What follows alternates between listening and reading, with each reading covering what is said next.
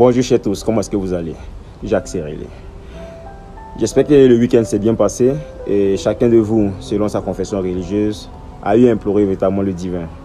Ça m'a inspiré à lire un livre dont je vais partager cette petite histoire avec vous. Et ensemble, nous allons tirer deux principes qui vont véritablement nous aider, vous et moi, à pouvoir mieux s'orienter dans cette vie et véritablement à se forger un mental de fer qui va nous permettre de pouvoir affronter la vie avec optimisme et foi. Âgé de 10 ans, le jeune Gordon se plaignait tout le temps de toutes les opportunités qui s'offraient à lui, tant bien positives que négatives. Parce que chaque chose que nous faisons dans ce monde nous apporte de l'expérience. Un soir, pendant qu'il se plaignait, voilà le conseil que son père lui donnait.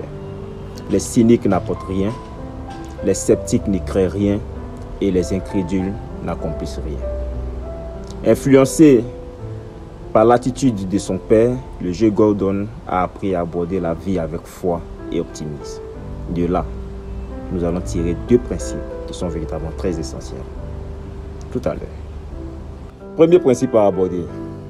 Lorsque tout autour de vous, les gens sont négatifs et pessimistes, vous devez aborder la vie avec optimisme et avoir un état d'esprit joyeux.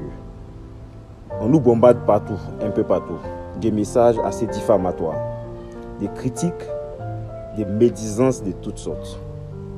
Ce que je demande à ce que vous cessiez de pouvoir chercher les ténèbres, de pouvoir chercher l'obscurité et que vous puissiez vivre pleinement du soleil. Je ne demande pas qu'on s'abstienne de toute critique, car c'est en se corrigeant qu'on devient fort. Un adage dit, sage est l'homme ou la femme qui sait reconnaître ses erreurs lorsqu'elles lui sont reprochées par autrui et change sa façon d'agir. C'est en progressant qu'on devient plus sage. Chers frères et chères sœurs, la vie n'est pas chose aisée. La vie est véritablement très difficile. Et par cette difficulté, vous apprenez. Mais laissez-moi vous donner ce conseil qui va vous aider.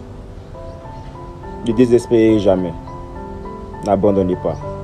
Cherchez plutôt le soleil qui brille derrière les nuages.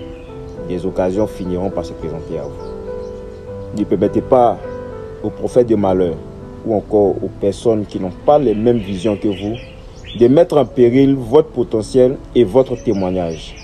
Dieu seul sait ce dont vous avez besoin pour pouvoir progresser.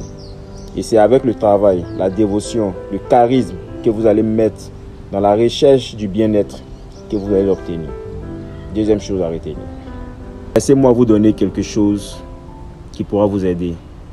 Si et seulement si vous les prenez à cœur et que vous les retenez dans votre esprit et dans votre cœur, cela va vous aider à pouvoir élever le niveau.